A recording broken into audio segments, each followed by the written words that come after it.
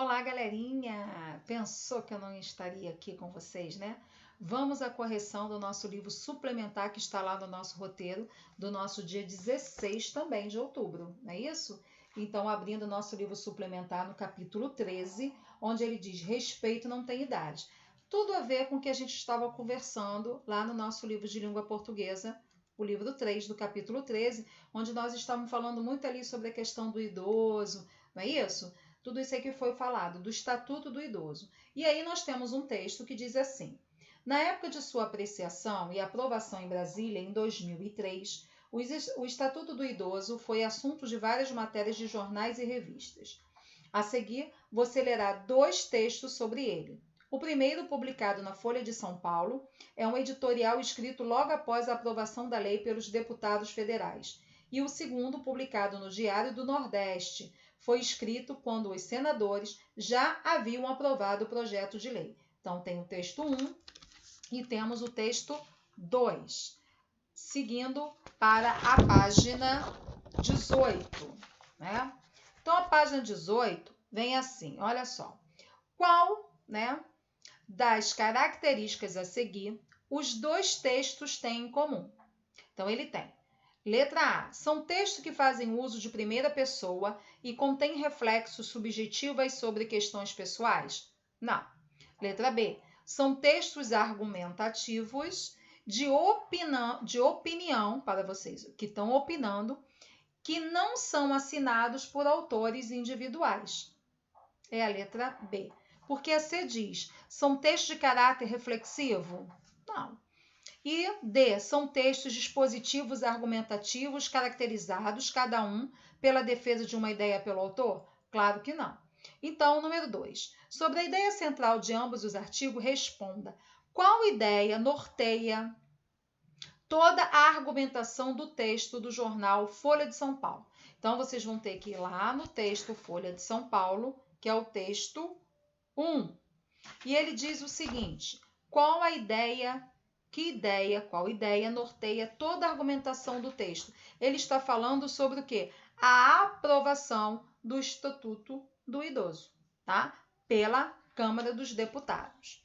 Na B, e o texto do Diário do Nordeste? Qual a ideia central, né, que o norteia? Então, aqui eles já estavam falando que o Senado Federal já estava aprovando uma lei em defesa dos chamados grupos da melhor idade.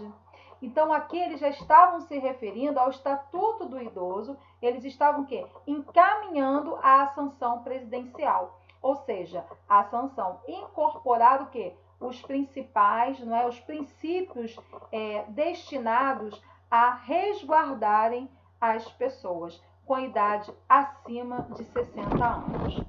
Questão 3. Classifique como verdadeiro ou falso. Letra A. A publicação da Folha de São Paulo apresenta uma opinião desfavorável à aprovação do Estatuto do Idoso, ao afirmar que o Estatuto não assegura automaticamente que a situação dessa faixa da população vai melhorar. Isso é falso. Letra B. Ambos os textos revelam que a responsabilidade pelo cumprimento do Estatuto está na mão do Estado e não exige comprometimento da população? Falso. C. De maneira semelhante, ambos os textos expressam opiniões favoráveis à aprovação do Estatuto do Idoso. Contudo, revelam certa preocupação com a efetividade com a aplicação da lei. Verdadeiro. Letra D. Ambos os textos afirmam que cabe ao poder público fiscalizar o cumprimento do Estatuto e zelar por ele, e à sociedade de se conscientizar e respeitar os direitos das pessoas idosas. Verdadeiro. A publicação do Diário do Nordeste aponta mais semelhanças do que diferenças na maneira como os idosos são tratados no Japão e no Brasil? Falso. Questão 4. Os dois textos que utilizam de comparações ao longo da sua argumentação, que comparações são essas? Que sentido elas provocam em cada um do texto? Explique. Aí é com vocês vão estar explicando e enviando para mim só essa partezinha aí. Releia o seguinte fragmento da publicação da Folha de São Paulo. Com isso, o país teve a menor taxa histórica da relação de dependência de pessoas não ativas para ativas. Em 1980, para cada 100 pessoas em idade ativa, havia 73 crianças e idosos. Em 2000, essa relação caiu para 54,9. Comente o emprego dos verbos destacados quanto ao sentido, à concordância e à transitividade. Então, vamos lá. O verbo ter, ele possui e vai fazer concordância com o sujeito pais, tá? E aí, vocês vão explicar para mim o havia e o caiu, certo? Eu agora não vou ficar dando a resposta de tudo não, hein, galerinha? Eu quero ver vocês pensando. Questão 6. Leia a tirinha a seguir e responda ao que se pede. Graças a Deus chegou a primavera. Graças a Deus cheguei à primavera. E eu dizendo trivialidades. Mafalda e o idoso exclamam frases muito parecidas. Entretanto, há uma diferença no que comemoram. Explique essa diferença. Bom, ela está celebrando o quê? A chegada da estação do ano. E ele está celebrando o quê, gente? Não é? Ele está celebrando a idade dele. Não é isso?